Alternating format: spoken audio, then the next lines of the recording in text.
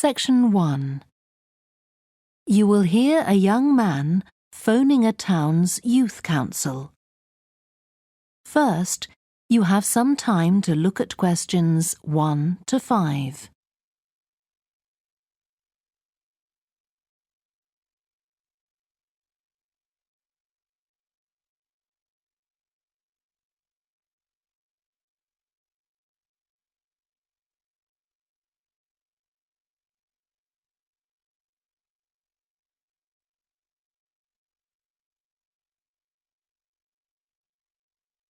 You will see that there is an example that has been done for you.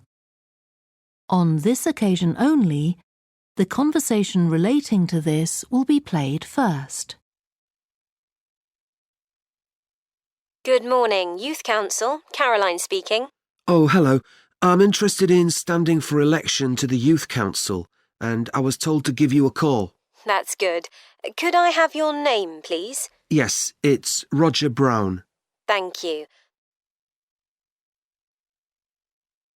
The young man's name is Roger Brown, so Brown has been written in the space.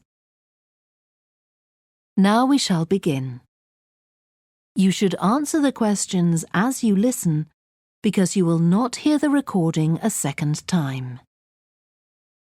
Listen carefully and answer questions 1 to 5. Good morning, Youth Council. Caroline speaking. Oh, hello. I'm interested in standing for election to the Youth Council, and I was told to give you a call. That's good. Could I have your name, please? Yes, it's Roger Brown. Thank you. I'm Caroline, the Youth Council Administrator. So, do you know much about what the council does, Roger? I've talked to Stephanie. I think she's the chair of the council. That's right. And she told me a lot about it. How it's a way for young people to discuss local issues, for example, and make suggestions to the town council. That's what made me interested. Fine. Well, let me take down some of your details. First of all, how old are you? You know the council is for young people aged from 13 to 18. I've just turned 18. And where do you live, Roger? Well, that's a bit complicated. At the moment, I'm looking for a flat to rent here, so I'm in a hostel from Monday to Friday. I go back to my parents' place at the weekend. OK, so where's the best place to send you some information about the council? Oh, to my parents' address, please. That's 17 Buckley Street, Buckleigh Street, Stamford, Lincolnshire. Though you don't really need the county. Oh, I know Stamford. It's a lovely town. And what's the postcode? PE9 7QT. Right, thank you. So are you working here or are you a student? I started studying at the university a couple of weeks ago, and I've got a part-time job for a few hours a week. What do you do? Well, I've done several different things. I've just finished a short-term contract as a courier, and now I'm working as a waiter in one of the big hotels. Uh-huh. That can't leave you much time for studying. Oh, it's not too bad. I managed to fit it all in. What are you studying? My ambition is to go into Parliament eventually, so my major subject is politics. That's partly why I think the Youth Council is important and want to be a part of it. And I suppose you're also taking a minor subject, aren't you? I know a lot of people study economics too. I chose history. To be honest, I'm not finding it as interesting as I expected. Before you hear the rest of the phone call, you have some time to look at questions 6 to 10.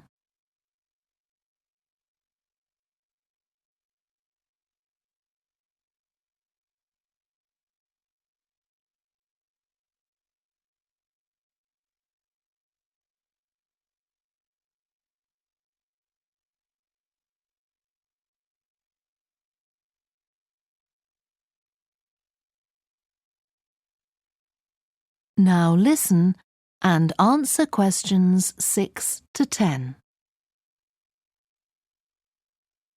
OK, so with your studying and your part-time job, do you have time for any other interests or hobbies?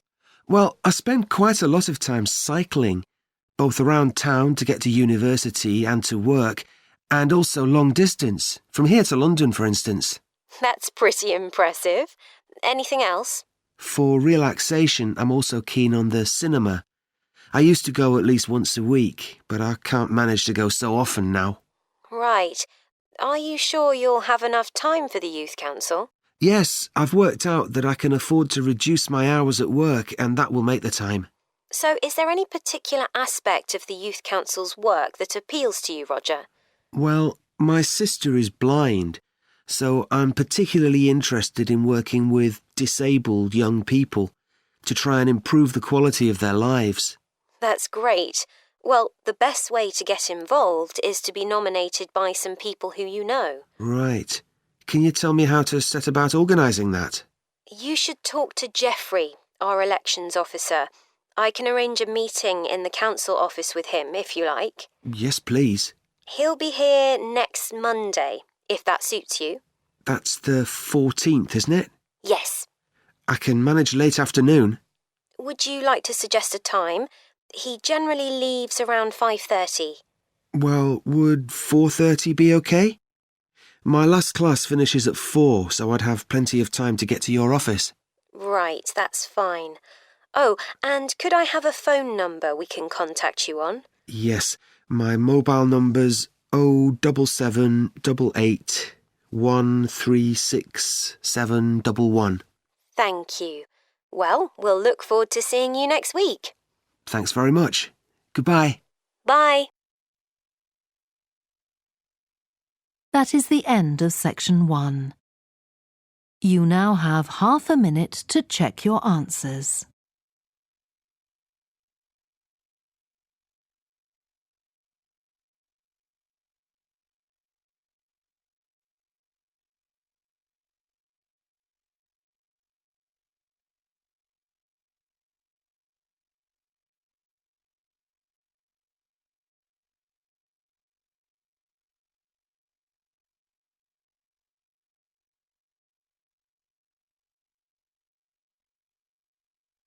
Now turn to section 2. You will hear a woman who works in a theatre talking to 2 new staff members on their first day of work. First, you have some time to look at questions 11 to 16.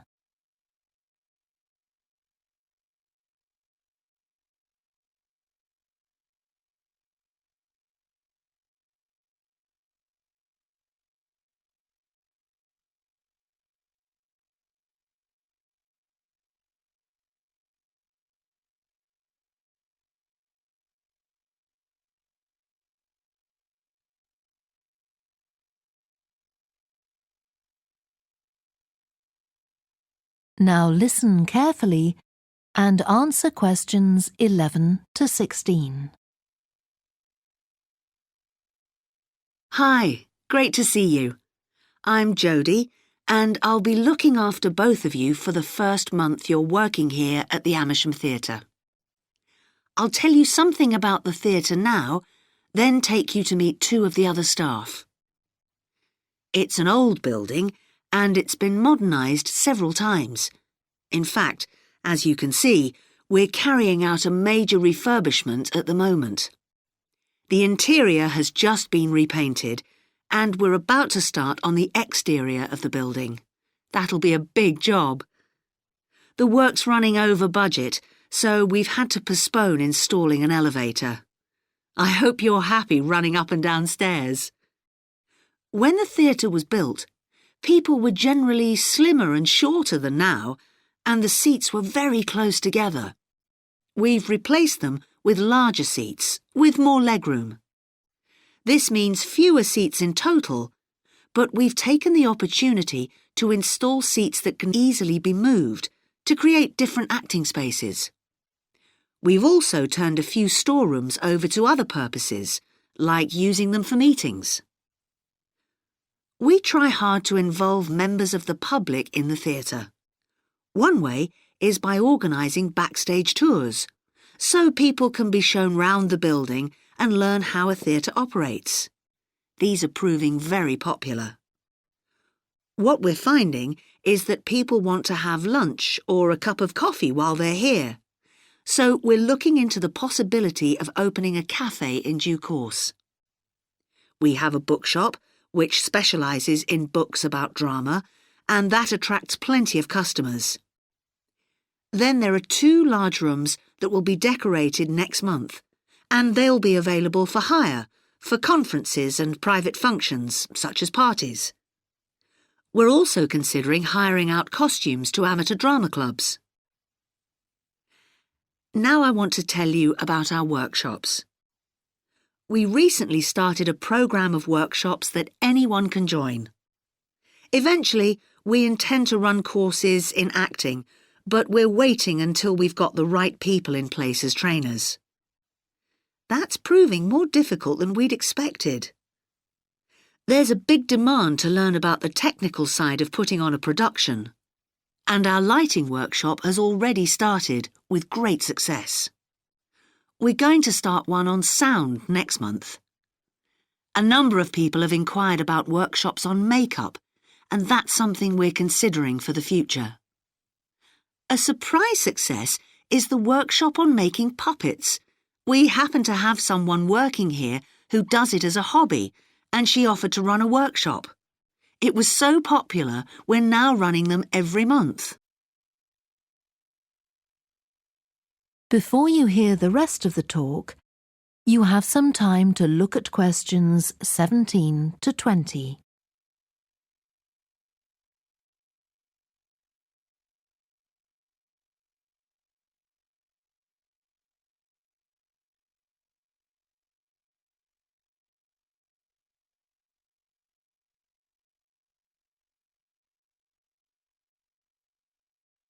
Now listen and answer questions 17 to 20.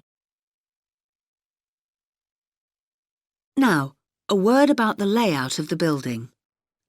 The auditorium, stage and dressing rooms for the actors are all below ground level. Here on the ground floor, we have most of the rooms that the public doesn't see. The majority are internal, so they have windows in the roof to light them. Standing here in the foyer, you're probably wondering why the box office isn't here, where the public would expect to find it. Well, you might have noticed it on your way in. Although it's part of this building, it's next door, with a separate entrance from the road. For the theatre manager's office, you go across the foyer and through the double doors. Turn right, and it's the room at the end of the corridor, with the door on the left. The lighting box is where the computerised stage lighting is operated, and it's at the back of the building. When you're through the double doors, turn left, turn right at the water cooler, and right again at the end. It's the second room along that corridor. The lighting box has a window into the auditorium, which of course is below us. The artistic director's office is through the double doors, turn right, and it's the first room you come to on the right-hand side. And finally, for the moment, the room where I'll take you next, the relaxation room. So, if you'd like to come with me. That is the end of section 2. You now have half a minute to check your answers.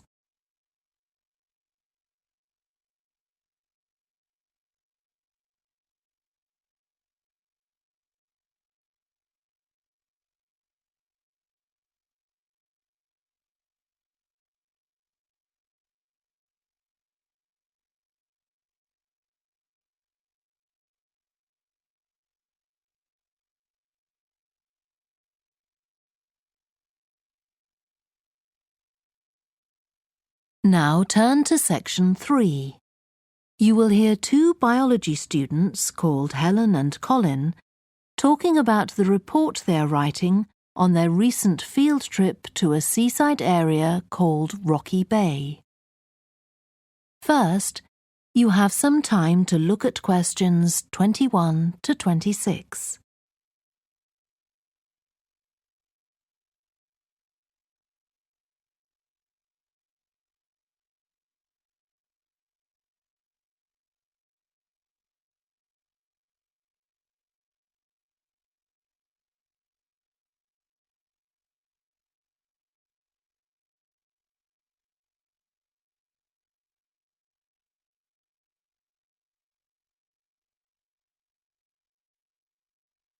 Now listen carefully and answer questions 21 to 26.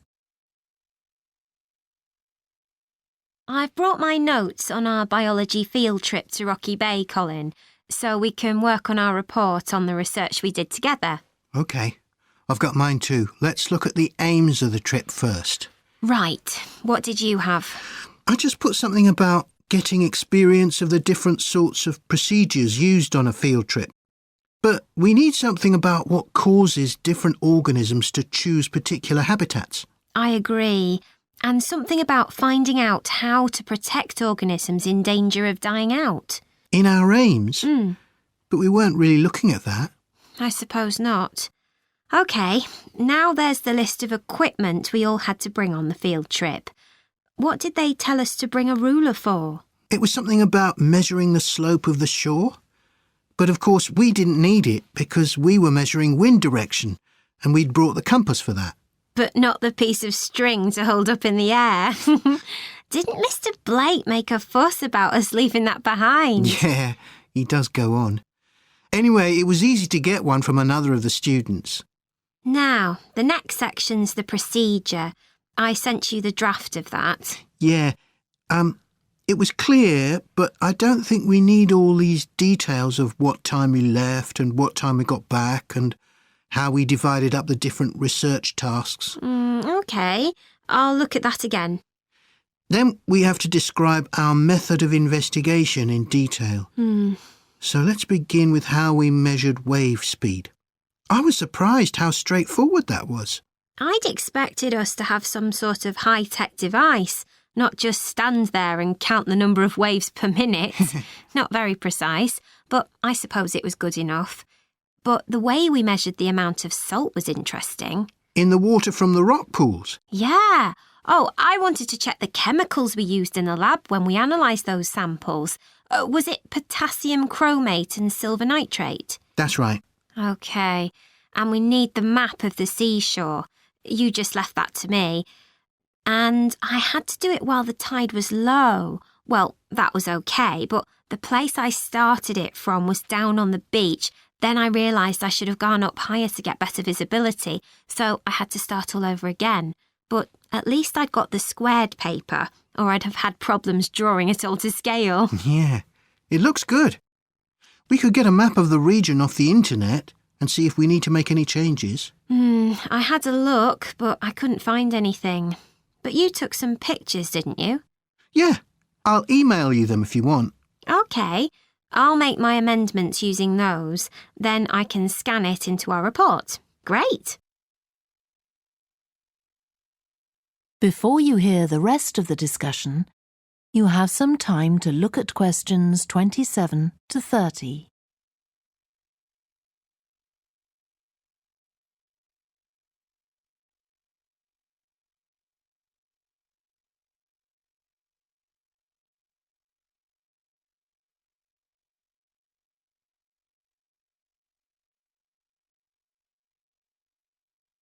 Now listen and answer questions 27 to 30.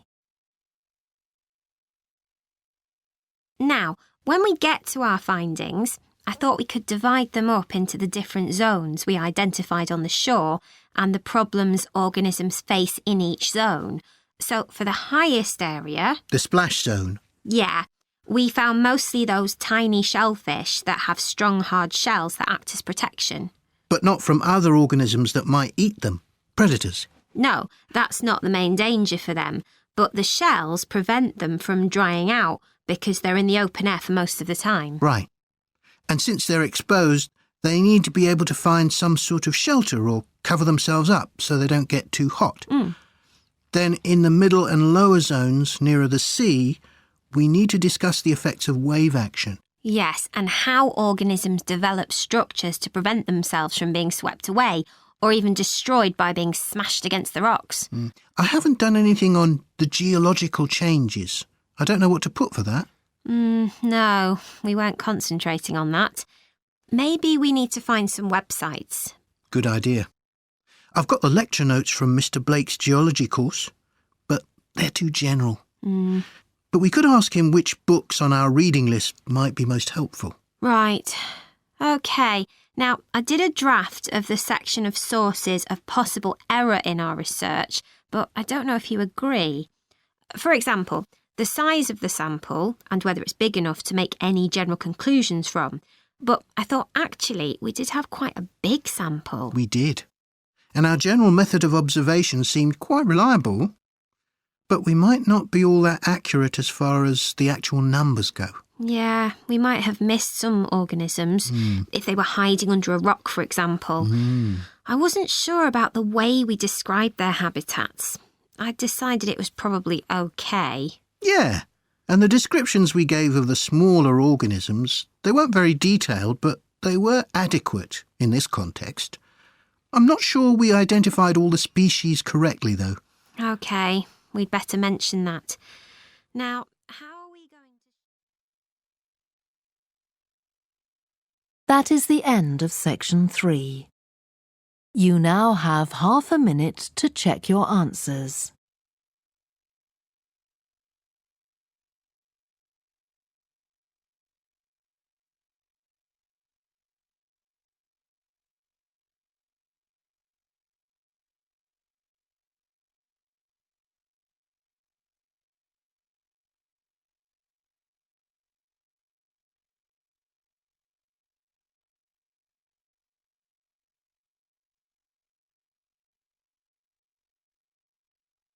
Now turn to section 4. You will hear part of a lecture to students of architecture about the design of a public building. First, you have some time to look at questions 31 to 40.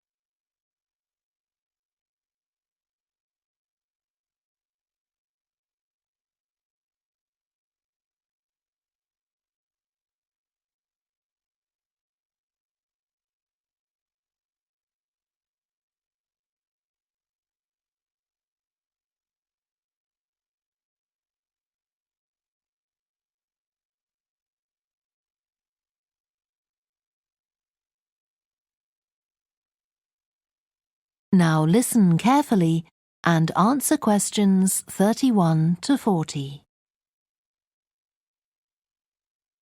We've been discussing the factors the architect has to consider when designing domestic buildings.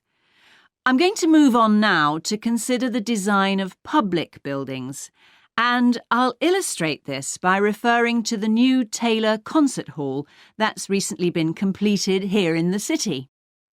So, as with a domestic building, when designing a public building, an architect needs to consider the function of the building.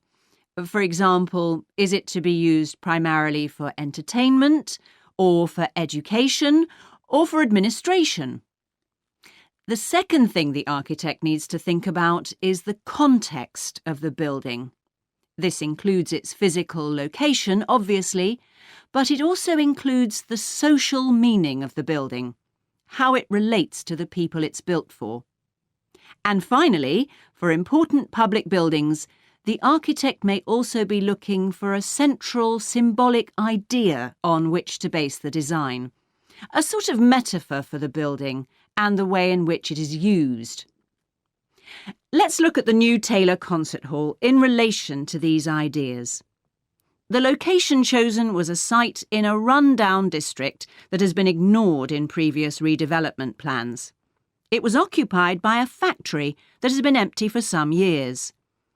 The whole area was some distance from the high-rise office blocks of the central business district and shopping centre, but it was only 1 kilometre from the ring road. The site itself was bordered to the north by a canal which had once been used by boats bringing in raw materials when the area was used for manufacturing. The architect chosen for the project was Tom Harrison. He found the main design challenge was the location of the site in an area that had no neighbouring buildings of any importance. To reflect the fact that the significance of the building in this quite run-down location was as yet unknown, he decided to create a building centred around the idea of a mystery, something whose meaning still has to be discovered. So, how was this reflected in the design of the building? Well, Harrison decided to create pedestrian access to the building and to make use of the presence of water on the site. As people approach the entrance, they therefore have to cross over a bridge. He wanted to give people a feeling of suspense as they see the building first from a distance and then close up. And the initial impression he wanted to create from the shape of the building as a whole was that of a box. The first side that people see, the southern wall, is just a high, flat wall uninterrupted by any windows. This might sound off-putting, but it supports Harrison's concept of the building, that the person approaching is intrigued and wonders what will be inside. And this flat wall also has another purpose. At night time, projectors are switched on, and it functions as a huge screen onto which images are projected.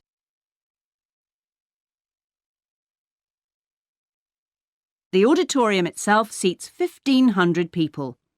The floors supported by 10 massive pads. These are constructed from rubber and so are able to absorb any vibrations from outside and prevent them from affecting the auditorium. The walls are made of several layers of honey-coloured wood, all sourced from local beech trees. In order to improve the acoustic properties of the auditorium and to amplify the sound, they are not straight, they are curved. The acoustics are also adjustable according to the size of orchestra and the type of music being played. In order to achieve this, there are 9 movable panels in the ceiling above the orchestra, which are all individually motorised. And the walls also have curtains which can be opened or closed to change the acoustics. The reaction of the public to the new building has generally been positive. However, the evaluation of some critics has been less enthusiastic. In spite of Harrison's efforts to use local materials, they criticise the style of the design as being international rather than local, and say it doesn't reflect features of the landscape or society for which it is built. That is the end of section 4. You now have half a minute to check your answers.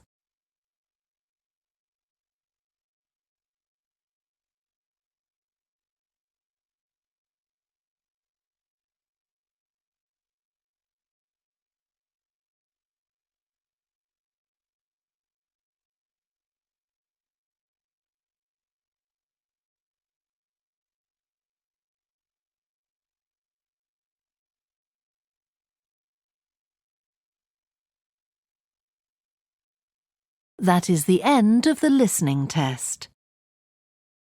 You now have 10 minutes to transfer your answers to the answer sheet. Please stop writing and wait for your question booklet to be collected.